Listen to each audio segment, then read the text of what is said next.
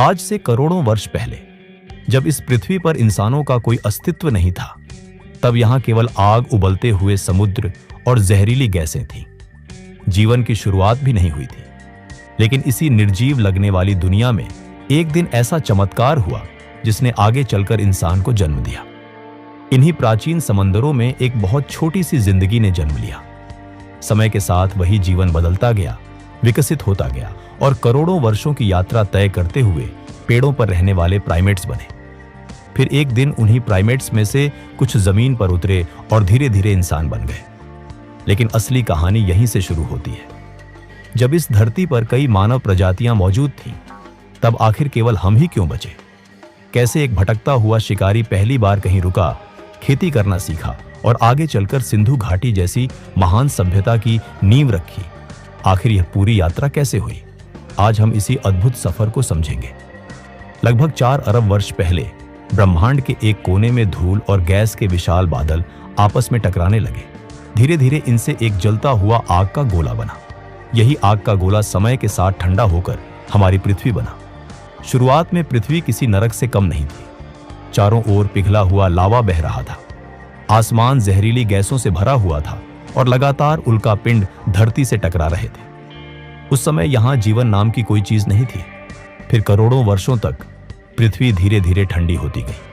बादल बने, बारिश हुई और पहली बार इस ग्रह पर विशाल समुद्रों का निर्माण हुआ। इन्हीं गहरे समुद्रों में लगभग 380 करोड़ वर्ष पहले एक चमत्कार हुआ। पानी में घुले हुए रासायनिक तत्व आपस में मिले और उन्होंने एक ऐसी संरचना बनाई जो पहली बार जीवित थी। यह थी पहली सिंगल सेल, एक सूक्ष्म जीव जिसे नंगी आंखों से देखा भी नहीं जा सकता था। यही छोटी सी कोशिका इस धरती के हर जीव की पहली पूर्वज बनी। आप, मैं, पेड़ पौधे, पशु पक्षी सभी उसी जीवन की शाखाएं हैं। समय आगे बढ़ता गया। करोड़ों वर्षों तक ये छोटी छोटी कोशिकाएं विकसित होती रहीं। फिर एक समय ऐसा आया जब उन्होंने अकेले रहने के बजाय आपस में जुड़ना सीखा और मल्टी सेल्यूलर जीवों का जन्म हुआ। समुद्रों में पहली मछलियां तैरने लगीं। फिर कुछ जीवों ने पानी छोड़कर जमीन पर कदम रखा। यह पृथ्वी के इतिहास का एक बहुत बड़ा परिवर्तन था।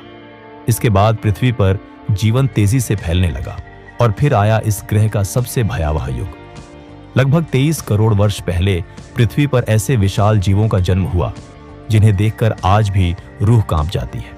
धरती को हिला देने वाले भारी कदम, आसमान को चीर देने वाली दहाड़ और पहाड़ जैसे शरीर, ये थे डायनासोर।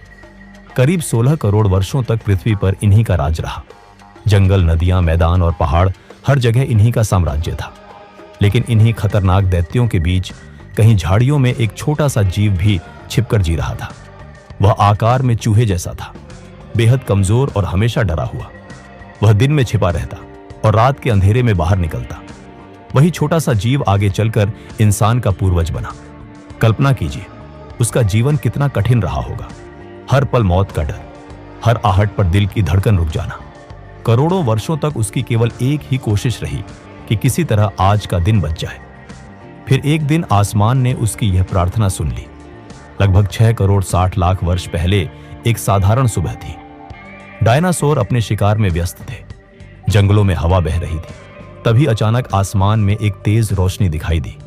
आज के मेक्सिको के युकातान क्षेत्र में अंतरिक्ष से एक विशाल एस्टेरॉयड पृथ्वी की ओर बढ़ रहा था। उसका आकार लगभग 10 किलोमीटर चौड़ा था और उसकी गति किसी गोली से भी कई गुना अधिक थी। जब वह पृथ्वी से टकराया, तब ऐसा विस्फोट हुआ जो अरबों परमाणु बमों के बराबर था। धरती कांप उठी, समुद्र उबलने लगे, हजारों किलोमीटर दूर तक जंगल आग के गोले बन गए। आज भी वैज्ञानिकों को इस घटना का प्रमाण मेक्सिको में मिलता है। वहां मौजूद चिकशुलूप क्रेटर लगभग 180 किलोमीटर चौड़ा एक विशाल गड्ढा है जो उस विनाशकारी दिन की खामोश गवाही देता है। उस टक्कर के बाद इतनी धूल और धुआं वातावरण में फैल गया कि सूरज की रोशनी पृथ्वी तक पहुंचना बंद हो गई। वर्षों तक पूरी दुनिया में अंधेरा और भीषण ठंड छाई रही। पेड़ पौधे मरने लगे, भोजन की कमी होने लगी और जो डायनासोर शुरुआती तबाही से बच गए थे, वे भी धीरे धीरे विलुप्त हो गए। लेकिन इस विनाश के बीच एक छोटा सा जीव बच गया। क्यों? क्योंकि वह छोटा था। उसे कम भोजन की आवश्यकता थी। वह जमीन के भीतर बिलों में छिप सकता था। वह रात में सक्रिय रहता था, इसलिए अंधेरे से नहीं डरता था। और सबसे महत्वपूर्ण बात, वह कीड़े मकोड़े और बीज खाकर भी जीवित रह सकता था। वैज्ञानिकों को अमेरिका के मोंटाना राज्य में इसी दौर का एक जीवाश्म मिला है, जिसे पुर्गेटोरियस कहा जाता है। यह छोटा सा जीव पेड़ों पर रहता था और इसे हमारे सबसे पुराने प्राइमेट पूर्वजों में से एक माना जाता है।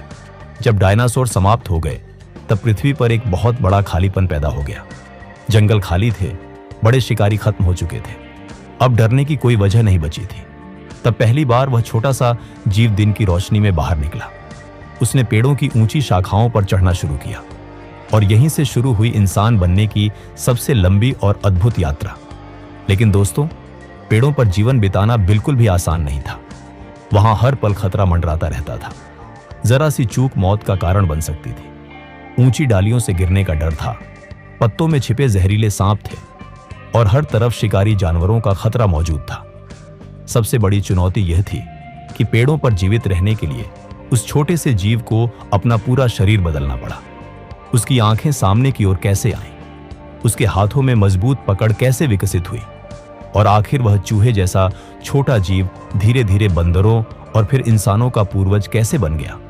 कल्पना कीजिए उस पहले जीव की, जिसने शायद पहली बार किसी ऊंची डाली पर कदम रखा होगा। नीचे गहरी मौत थी और ऊपर एक अनजान दुनिया। एक गलत कदम और सब कुछ खत्म। हजारों लाखों जीव गिरकर मर गए होंगे, लेकिन जो बच गए वही धीरे धीरे पेड़ों की इस खतरनाक दुनिया के असली मालिक बनते चले गए। यहीं से शुरू हुआ करोड़ों वर्षों का वह अद्भुत सफर, जिसने उनके शरीर के एक एक हिस्से को बदल कर रख दिया। लगभग 5 करोड़ 50 लाख वर्ष पहले इस छोटे से जीव में एक महत्वपूर्ण परिवर्तन शुरू हुआ।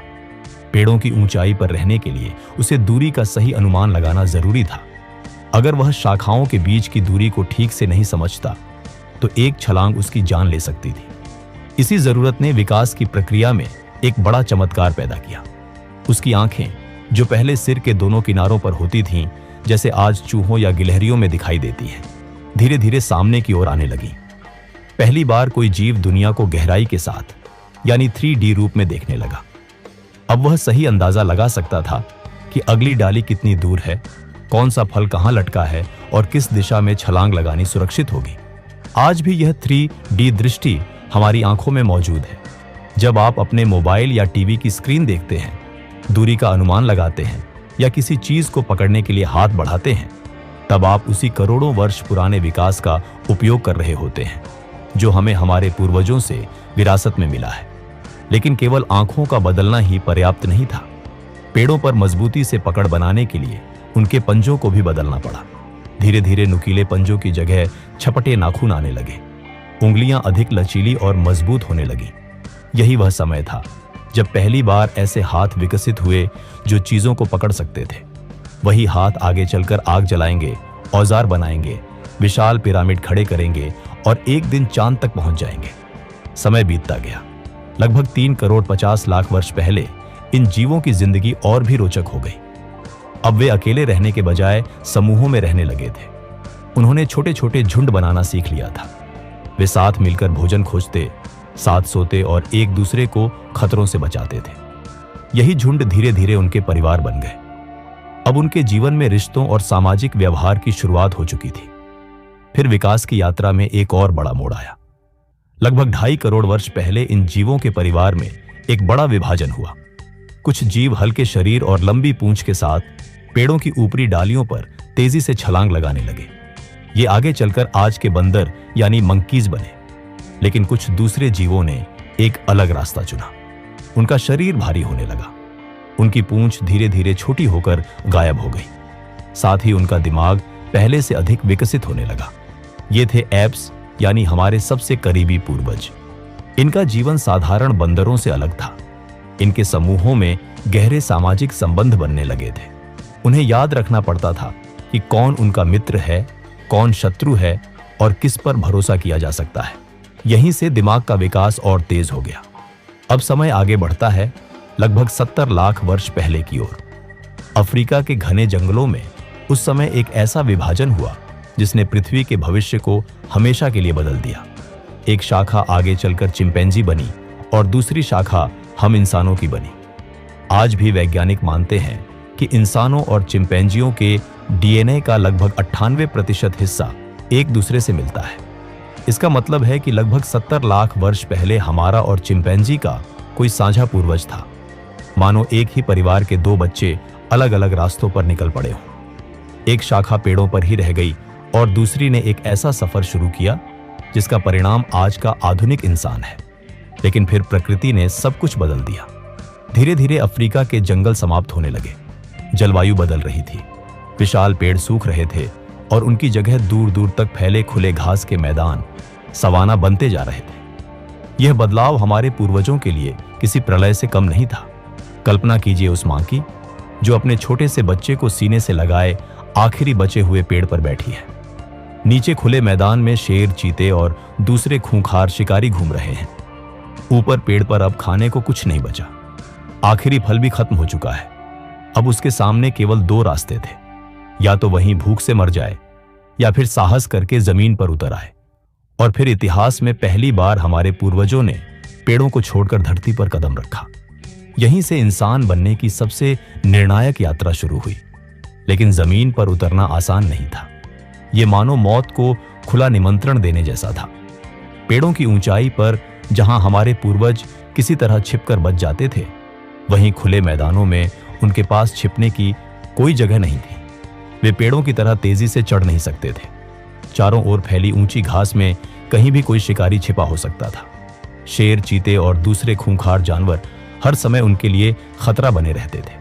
ऐसी कठिन परिस्थिति में हमारे पूर्वजों ने एक ऐसा कदम उठाया जिसने पृथ्वी के इतिहास की दिशा बदल दी। उन्होंने दो पैरों पर सीधा खड़ा होना सीख लिया। यह परिवर्तन अचानक नहीं हुआ था, इसके पीछे जीवित रहने की मजबूरी थी। जब वे चारों पैरों पर चलते थे तब ऊंची घास के कारण उन्हें दूर तक कुछ दिखाई नहीं देता था।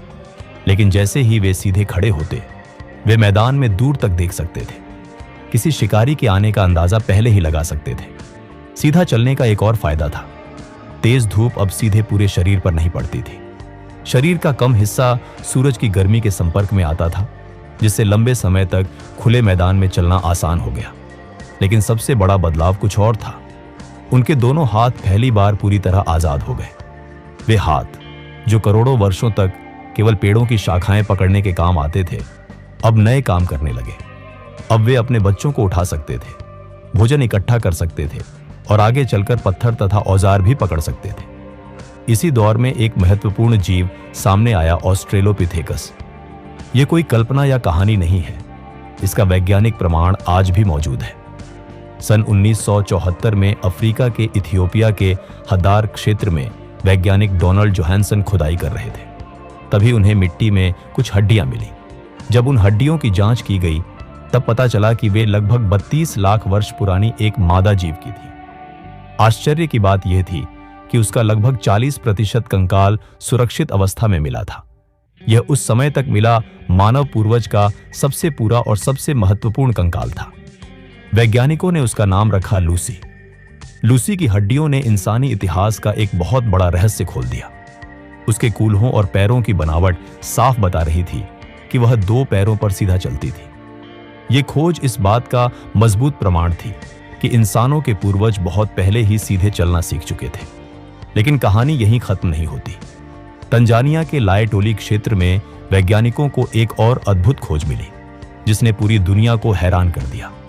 लगभग 36 लाख वर्ष पहले वहां ज्वालामुखी की राख की एक गीली परत पर दो ऑस्ट्रेलोपिथेकस चले थे। शायद वे एक मां और उसका बच्चा थे। उनके पैरों के निशान उस नरम राख में छप गए। समय के साथ वह राख पत्थर बन गई और वे निशान हमेशा के लिए सुरक्षित हो गए। आज इन्हें लाएटोली फुटप्रिंट्स कहा जाता है।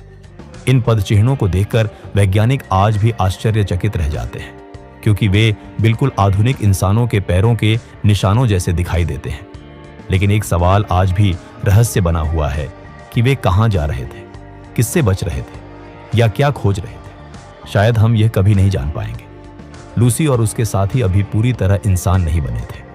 उनका दिमाग छोटा था, वे भाषा नहीं बोल सकते थे, उन्होंने अभी आग का उपयोग भी नहीं सीखा था। लेकिन उन्होंने वह सबसे महत्वपूर्ण कदम उठा लिया था जिसने आगे आने वाले हर बदलाव की नींव रखी।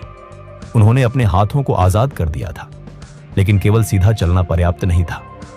अफ्रीका के खुले सवाना मैदानों में लूसी और उसके बच्चे अब भी हर दिन मौत के साए में जीते थे।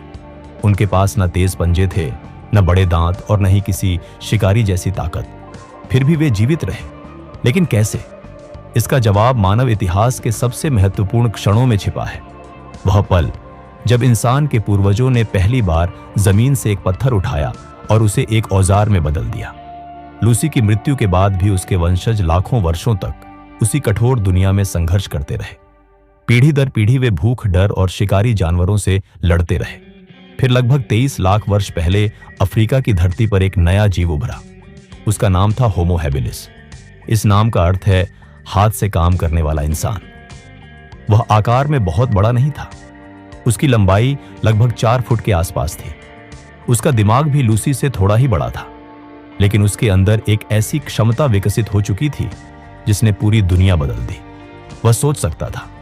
एक दिन शायद भूख से परेशान होकर उसने जमीन पर पड़ा एक पत्थर उठाया, फिर दूसरा पत्थर उठाकर पहले पत्थर पर जोर से मारा। पत्थर टूट गया और उसके नुकीले टुकड़े उसके हाथ में आ गए। यही था मानव इतिहास का पहला आविष्कार।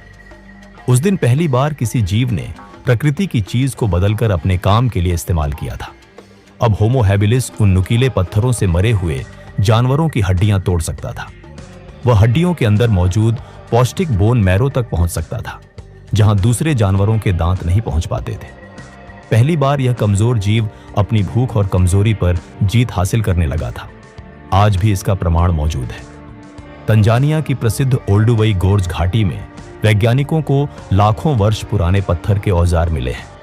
ये औजार केवल पत्थर नहीं हैं, वे उस ऐतिहासिक पल की गवाही हैं जब किसी जीव ने पहली बार केवल जीना नहीं बल्कि सोचकर दुनिया को बदलना शुरू किया। लेकिन होमो हैबिलिस केवल शुरुआत था। मानव विकास की यात्रा अभी बहुत लंबी थी। समय आगे बढ़ता गया और लगभग 18 लाख वर्ष पहले अफ्रीका की धरती पर एक नया मानव पूर्वज प्रकट हुआ। यह पहले के सभी जीवों से अलग था। इसका शरीर अधिक मजबूत था। इसकी लंबाई लगभग 5 फुट 6 इंच तक पहुंच चुकी थी। इसका दिमाग भी पहले की तुलना में काफी बड़ा और विकसित हो गया था। यह था होमो इरेक्टस, अर्थात सीधा खड़ा होकर चलने वाला इंसान। और इसी जीव ने वह काम किया जिसने इंसानियत की पूरी कहानी बदल दी। कल्पना कीजिए एक तूफानी रात की। आसमान में काले बादल छाए हुए हैं, तेज हवाएं चल रही हैं। अचानक बिजली आसमान से गिरती है और पास खड़े एक सूखे पेड़ पर आकर टकराती है। कुछ ही क्षणों में वह पेड़ आग की लपटों में घिर जाता है। वह आग डरावनी थी, गर्म, चमकदार और विनाशकारी। उस समय पृथ्वी का हर जीव आग से डरता था। कोई भी उसके पास जाने की हिम्मत नहीं करता था। संभव है कि होमो इरेक्टस का झुंड भी पहले डरकर वहां से भागना चाहता हो, लेकिन फिर उनमें से किसी एक ने साहस किया। वह धीरे धीरे उस जलती हुई लकड़ी के पास गया। उसने डरते डरते उसे अपने हाथ में उठाया और उसी क्षण पहली बार इस पृथ्वी पर किसी जीव ने आग को नियंत्रित करना सीख लिया। यह मानव इतिहास का सबसे महत्वपूर्ण मोड़ था। अब रातें पूरी तरह अंधेरी नहीं रहीं। अब ठंड उतनी घातक नहीं रही। अब जंगली जानवर उनके शिविरों के पास आने से डरने लगे, क्योंकि लगभग हर शिकारी आग से भय खाता था। लेकिन सबसे बड़ा परिवर्तन अभी बाकी था। अब इंसान का पूर्वज अपना भोजन पका सकता था। यहीं से असली बदलाव शुरू हुआ। रिचर्ड व्रांघम जैसे वैज्ञानिक मानते हैं कि आग की खोज इंसान बनने की प्रक्रिया में सबसे निर्णायक कदमों में से एक थी। पहले कच्चा मांस और कठोर जड़ें चबाने में ही बहुत ऊर्जा खर्च हो जाती थी। शरीर की ताकत का बड़ा हिस्सा भोजन पचाने में लग जाता था। लेकिन जब भोजन पकाया जाने लगा, तब वह नरम और आसानी से पचने योग्य हो गया। अब शरीर को भोजन पचाने में कम मेहनत करनी पड़ती थी और बची हुई ऊर्जा धीरे धीरे एक महत्वपूर्ण जगह जाने लगी, दिमाग की ओर। पीढ़ी दर पीढ़ी होमो इरेक्टस का मस्तिष्क तेजी से विकसित होने लगा। उसकी सोच पहले से अधिक गहरी और जटिल होती गई। अब वह केवल जीवित रहने के लिए संघर्ष नहीं कर रहा था, अब वह समझना चाहता था। रात के अंधेरे में आग के चारों ओर बैठकर ये जीव पहली बार एक दूसरे की आंखों में देखने लगे। वे साथ बैठकर भोजन बांटते, खतरे की कहानियां सुनाते और एक दूसरे के साथ सुरक्षित महसूस करते। यहीं से शायद परिवार, सहयोग और समाज की पहली नींव रखी गई। यह मानव इतिहास की पहली रसोई थी। आग केवल गर्मी या सुरक्षा का साधन नहीं थी, उसने इंसानों को एक दूसरे के करीब लाना शुरू कर दिया था। लेकिन फिर प्रकृति ने उन्हें एक और चुनौती दी। अफ्रीका, जो लाखों वर्षों से उनका घर था, अब उनके लिए छोटा पड़ने लगा था। भोजन सीमित होता जा रहा था, झुंड बढ़ रहे थे, और शायद उनके भीतर एक नई भावना जन्म ले चुकी थी। जिज्ञासा, एक बेचैनी, एक सवाल कि क्षितिज के उस पार क्या है, इन पहाड़ों के पीछे कौन सी दुनिया छिपी है। शायद किसी रात आग के पास बैठे किसी बुजुर्ग ने अपने साथियों से कहा होगा कि अब यह भूमि हमारे लिए पर्याप्त नहीं रही, हमें आगे बढ़ना होगा। और फिर मानव इतिहास में पहली बार एक जीव ने अपनी जन्मभूमि छोड़ दी। होमो इरेक्टस अफ्रीका से बाहर निकल पड़ा। यहीं से शुरू हुई इंसानों की पहली महान यात्रा। वे रेगिस्तानों से गुजरे, उन्होंने नदियां पार की, वे घने जंगलों और ऊंचे पहाड़ों के बीच आगे बढ़ते गए। कुछ समूह एशिया की ओर पहुंचे, कुछ यूरोप के ठंडे इलाकों तक जा पहुंचे। धीरे धीरे इंसान के पूर्वज पूरी दुनिया में फैलने लगे। लेकिन यह यात्रा आसान नहीं थी। उन्हें भयानक ठंड का सामना करना पड़ा, बर्फीले तूफानों से लड़ना पड़ा, नए जानवरों और अनजान वातावरण में जीवित रहना सीखना पड़ा। फिर भी वे आगे बढ़ते रहे, क्योंकि अब उनके पास केवल शरीर की ताकत नहीं थी, उनके पास आग थी, उनके पास बुद्धि थी, और सबसे बड़ी बात कि उनके भीतर दुनिया को जानने की इच्छा जाग चुकी थी। होमो इरेक्टस के वे साहसी समूह जो आग की मशाल लेकर अफ्रीका से निकले थे, लाखों वर्षों तक पृथ्वी पर भटकते रहे। कुछ समूह एशिया की ओर बढ़े, जबकि कुछ यूरोप की बर्फीली धरती तक जा पहुंचे। लेकिन यूरोप की दुनिया अफ्रीका जैसी बिल्कुल नहीं थी। वहां का मौसम बेहद कठोर था। साल के अधिकांश महीनों में बर्फ गिरती रहती थी। तापमान कई बार 0 से 20 डिग्री नीचे तक पहुंच जाता था। ठंडी हवाएं शरीर को भीतर तक जमा देती थीं। ऐसे कठिन वातावरण में लगभग 4 लाख वर्ष पहले इंसानों की एक नई शाखा विकसित हुई, नियंद्रथल। बर्फीले वातावरण ने उनके शरीर को पूरी तरह बदल दिया था। उनकी छाती चौड़ी हो गई थी, हड्डियां मोटी और बेहद मजबूत बन चुकी थीं। शरीर पर मांसपेशियों की मोटी परत उन्हें ठंड से बचाती थी। उनकी नाक बड़ी थी ताकि बर्फीली हवा शरीर में पहुंचने से पहले गर्म हो सके। उनकी त्वचा अपेक्षाकृत हल्की हो गई थी, जिससे कमजोर धूप में भी शरीर विटामिन डी बना सके। यह मानव जाति का अब तक का सबसे शक्तिशाली रूप था। लेकिन इतनी ताकत होने के बावजूद उस दुनिया में जीवित रहना आसान नहीं था। वहां अफ्रीका की तरह पेड़ों पर फल नहीं लगते थे। जमीन पर हरी घास बहुत कम उगती थी। साल के कई महीनों तक पूरी धरती बर्फ की मोटी चादर से ढकी रहती थी। ऐसी स्थिति में जीवित रहने का केवल एक ही रास्ता था, शिकार। और नियंद्रथल शिकार करने में असाधारण थे। वे अकेले शिकार नहीं करते थे। पूरा समूह मिलकर विशाल मैमथ जैसे जानवरों को घेरता था। धीरे धीरे उन्हें किसी खाई या दलदल की ओर धकेलता और फिर मिलकर उनका शिकार करता। एक मैमथ का शिकार कई हफ्तों का भोजन देता था। उसकी खाल से कपड़े बनाए जाते थे और हड्डियों से औजार तैयार किए जाते थे। गर्मियों के छोटे दिनों में जब बर्फ कुछ समय के लिए पिघलती थी, तब नियंद्रथल परिवार जंगलों में निकलते थे। वे जमीन खोदकर कंदमूल निकालते, जंगली बेरियां इकट्ठा करते और सर्दियों के लिए भोजन जमा करते थे। धीरे धीरे उन्होंने यह भी सीख लिया था कि कौन सी जड़ी बूटियां घाव भर सकती हैं और कौन से पौधे बीमारी में काम आते हैं। लेकिन नियंद्रथल केवल शिकारी नहीं थे, उनके भीतर अपनापन भी था। रात के अंधेरे में जब बाहर बर्फीले तूफान चलते थे, तब गुफाओं के अंदर आग के चारों ओर पूरा परिवार बैठता था। महिलाएं जानवरों की खाल से कपड़े सिलती थीं। यहीं पहली बार इंसानों ने कपड़े पहनना शुरू किया। यहीं इंसान ने एक दूसरे के लिए रुकना और साथ निभाना सीखा। अगर कोई घायल हो जाता तो बाकी लोग उसका ध्यान रखते थे। बूढ़ों और बच्चों की रक्षा की जाती थी। यही अपनापन था जिसने नियंद्रथल को लगभग 2 लाख वर्षों तक यूरोप और एशिया की कठोर दुनिया में जीवित रखा। लेकिन फिर धीरे धीरे कुछ बदलने लगा। लगभग 40,000 वर्ष पहले नियंद्रथल के समूह छोटे होने लगे। उनकी संख्या कम होती गई और एक दिन वे हमेशा के लिए पृथ्वी से गायब हो गए। आखिर ऐसा क्यों हुआ? क्योंकि उसी समय अफ्रीका से एक नया इंसान यूरोप की ओर बढ़ रहा था। वह नियंद्रथल जितना ताकतवर नहीं था। उसका शरीर पतला था, उसकी हड्डियां कमजोर थीं। खुली लड़ाई में शायद वह कभी नहीं जीत सकता था, लेकिन उसके पास एक ऐसा हथियार था जो किसी भाले या पत्थर से कहीं अधिक शक्तिशाली था। वह था कल्पना और कहानी कहने की क्षमता। लगभग 3 लाख वर्ष पहले आज के मोरक्को में स्थित जेबेल इरहौद क्षेत्र में इस नए इंसान के सबसे पुराने अवशेष मिले हैं। यह था होमो सेपियंस, अर्थात समझदार इंसान। उसका चेहरा हमारे जैसा था, उसकी आंखों में वही चमक थी जो आज आधुनिक इंसानों में दिखाई देती है। कई हजार वर्षों तक होमो सेपियंस भी सामान्य जीवन जीता रहा, शिकार करना, भोजन जुटाना, सोना और जीवित रहना। लेकिन लगभग 70,000 वर्ष पहले उसके दिमाग में एक अद्भुत परिवर्तन हुआ। वैज्ञानिक इसे कॉग्निटिव रिवॉल्यूशन यानी मानसिक क्रांति कहते हैं। शायद उसके मस्तिष्क में कोई आनुवंशिक बदलाव हुआ, शायद न्यूरॉन्स के बीच नए संबंध बने। लेकिन परिणाम ने पूरी दुनिया बदल दी। एक रात आग के पास बैठा कोई इंसान पहली बार कहानी सुनाने लगा। यही वह क्षण था जिसने इंसानों को बाकी सभी जीवों से अलग कर दिया। नियंद्रथल भी आवाजें निकाल सकते थे, लेकिन होमो सेपियंस ने उन चीजों पर विश्वास करना सीख लिया जिन्हें उसने कभी देखा नहीं था। देवता, आत्माएं, पूर्वज, कबीले और अदृश्य शक्तियां।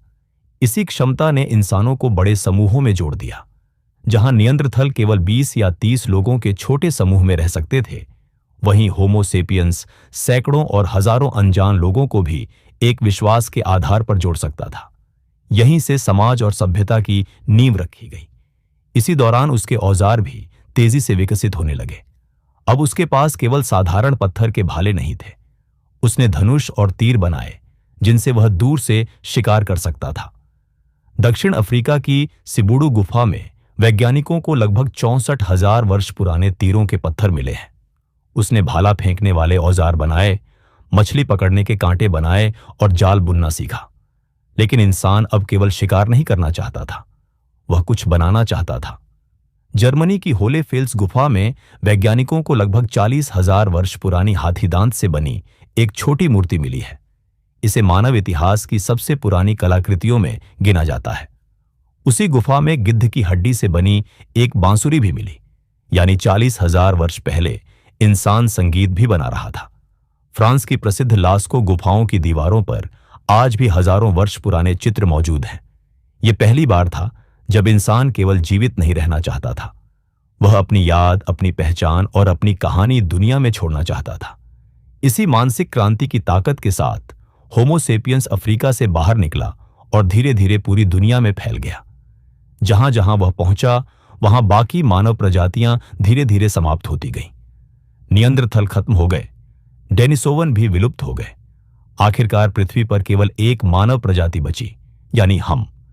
लेकिन एक दिलचस्प तथ्य यह भी है कि होमो सेपियंस और नियंद्रथल ने आपस में संतानें भी पैदा की थीं।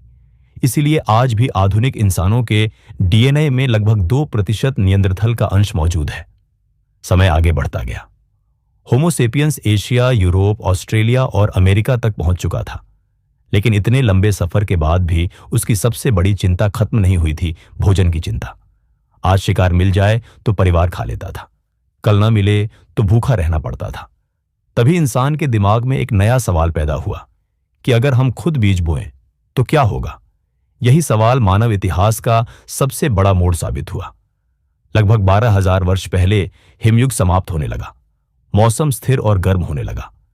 मध्य पूर्व का वह क्षेत्र जिसे आज फर्टाइल क्रेसेंट कहा जाता है, हरे भरे मैदानों में बदल चुका था। चारों ओर जंगली गेहूं और जौ उग रहे थे।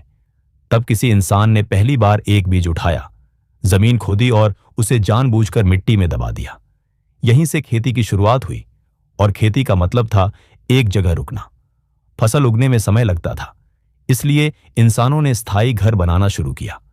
यहीं से दुनिया की पहली बस्तियां और शहर जन्म लेने लगे। आज के वेस्ट बैंक में जॉर्डन नदी के पास स्थित जेरिको दुनिया की सबसे प्राचीन बस्तियों में गिना जाता है।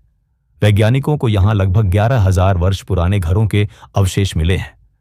मिट्टी की ईंटों से बनी गोल झोपड़ियां, अनाज रखने के गड्ढे और चारों ओर बनी विशाल पत्थर की दीवारें इस बात का प्रमाण है कि इंसान अब भटकने वाला शिकारी नहीं रहा था। वह अब सभ्यता की ओर पहला कदम बढ़ा चुका था। यह पृथ्वी का सबसे प्राचीन बसे हुए शहरों में से एक माना जाता है, जहां इंसान आज भी रह रहा है। खेती और अनाज के भरे हुए गोदामों ने इंसान को एक बहुत बड़ा उपहार दिया, अतिरिक्त भोजन, यानी जरूरत से ज्यादा खाना। और जब इंसान का पेट भरने लगा, तब उसकी जिंदगी केवल शिकार और भोजन जुटाने तक सीमित नहीं रही। अब कुछ लोग बर्तन बनाने लगे, कुछ कपड़े बुनने लगे और कुछ औजार तैयार करने लगे। यहीं से समाज में अलग अलग कामों का जन्म हुआ। धीरे धीरे गांव बने, फिर शहर बने कानून बने, शासक बने और सभ्यताओं की नींव रखी गई। लगभग 5000 वर्ष पहले आज के इराक में टाइग्रिस और यूफ्रेट्स नदियों के बीच इंसान ने अपनी पहली महान सभ्यता खड़ी की। मेसोपोटामिया, यहीं पहली बार विशाल नगर बसाए गए। पहली बार खेतों तक पानी पहुंचाने के लिए नहरें बनाई गईं। यहीं पहिए का विकास हुआ और इंसान ने परिवहन को नई दिशा दी। लेकिन सबसे बड़ी उपलब्धि कुछ और थी। यहीं पहली बार इंसान ने लिखना सीखा। मिट्टी की पट्टियों पर नुकीले औजारों से चिन्ह बनाकर उसने अपनी पहली लिपि तैयार की, जिसे आज हम क्यूनिफॉर्म लिपि के नाम से जानते हैं। यह मानव इतिहास में ज्ञान को सुरक्षित रखने की शुरुआत थी। इसी समय भारतीय उपमहाद्वीप में भी एक महान सभ्यता अपने चरम पर पहुंच रही थी। सिंधु और सरस्वती नदियों के किनारे लगभग 4500 वर्ष पहले सिंधु घाटी सभ्यता विकसित हो चुकी थी। इंडस वैली सिविलाइजेशन के शहर उस समय दुनिया की सबसे उन्नत बस्तियों में गिने जाते थे। हड़प्पा और मोहनजोदड़ो जैसे शहरों में चौड़ी और सीधी सड़कें थीं, पक्के मकान थे, भूमिगत जल निकासी व्यवस्था थी और विशाल सार्वजनिक स्नानागार बनाए गए थे। यह उस समय की दुनिया के लिए अद्भुत इंजीनियरिंग थी। सबसे आश्चर्यजनक बात यह थी कि जब दुनिया के कई हिस्सों में लोग अब भी जानवरों की खाल पहनते थे, तब सिंधु घाटी के लोग कपास से कपड़ा बनाना सीख चुके थे। यह सभ्यता व्यापार और शिल्पकला में भी बहुत आगे थी। यहाँ विशाल अनाज भंडार, बाजार और व्यापारिक केंद्र मौजूद थे। लोथल जैसे नगरों में दुनिया के सबसे प्राचीन डॉकयार्डों में से एक बनाया गया था, जहां से जहाज समुद्री व्यापार के लिए निकलते थे। सिंधु घाटी की मोहरें दूर मेसोपोटामिया तक पहुंचती थीं, जो दोनों सभ्यताओं के बीच व्यापारिक संबंधों का प्रमाण है। लेकिन इस सभ्यता की सबसे अनोखी बात यह थी कि यहां बड़े युद्धक हथियार बहुत कम मिले हैं। इससे संकेत मिलता है कि यह समाज अपेक्षाकृत शांतिप्रिय था, जिसका ध्यान युद्ध के बजाय विकास, व्यापार और व्यवस्था पर अधिक था। समय बीतता गया और इतिहास का पहिया आगे घूमता रहा। धीरे धीरे सिंधु घाटी सभ्यता कमजोर होने लगी। नदियों का मार्ग बदलने लगा, जलवायु परिवर्तित हुई और कई नगर खाली हो गए। लेकिन भारत की धरती पर ज्ञान की एक नई धारा बहने लगी। यह था वैदिक काल। सिंधु से लेकर गंगा की घाटियों तक आर्षियों ने प्रकृति, जीवन और ब्रह्मांड के रहस्यों को समझने का प्रयास किया। इसी दौर में वेदों की रचना हुई। अरग्वेद मानव इतिहास के सबसे प्राचीन और महत्वपूर्ण दार्शनिक ग्रंथों में से एक माना जाता है। आगे चलकर उपनिषदों का ज्ञान फैला। भारत ने दुनिया को आत्मा, कर्म और मोक्ष जैसे गहरे दार्शनिक विचार दिए। फिर समय के साथ नई नई सभ्यताएं उभरती गईं। मिस्र में विशाल पिरामिड खड़े हुए, चीन में महान दीवार बनाई गई। भारत में गौतम बुद्ध और महावीर जैसे महापुरुषों ने अहिंसा, करुणा और सत्य का संदेश दिया। मानव सभ्यता लगातार आगे बढ़ती रही। फिर लगभग 200 वर्ष पहले औद्योगिक क्रांति ने दुनिया को बदल दिया। भाप के इंजन बने, मशीनें चलने लगीं, कारखाने खड़े हुए और इंसान ने प्रकृति की शक्तियों को अपने काम में लेना शुरू कर दिया। विज्ञान और तकनीक की रफ्तार इतनी तेज हुई कि कुछ ही सदियों में इंसान ने वह कर दिखाया जिसकी कभी कल्पना भी नहीं की गई थी। और फिर 20 जुलाई 1969 का वह ऐतिहासिक दिन आया। अपोलो 11 मून लैंडिंग के दौरान नील आर्मस्ट्रांग ने चंद्रमा की सतह पर पहला कदम रखा। वह वही पैर था जिसने लाखों वर्ष पहले अफ्रीका के सवाना में पहली बार जमीन पर चलना शुरू किया था। वह वही हाथ था जिसने 23 लाख वर्ष पहले पहला पत्थर उठाकर औजार बनाया था। और यही इंसान की सबसे अद्भुत कहानी है। एक छोटे से जीव से लेकर चांद तक पहुंचने का सफर, डर से जिज्ञासा तक का सफर, जंगलों से सभ्यता तक का सफर। यह केवल इंसान की कहानी नहीं है, यह संघर्ष, बुद्धि, साहस और विकास की कहानी है। तो दोस्तों, अगर आपको हमारी ये वीडियो पसंद आई हो तो चैनल को सब्सक्राइब अवश्य कर लीजिए तथा अगली वीडियो किस टॉपिक पर देखना चाहते हैं हमें कमेंट करके जरूर बताइए। धन्यवाद।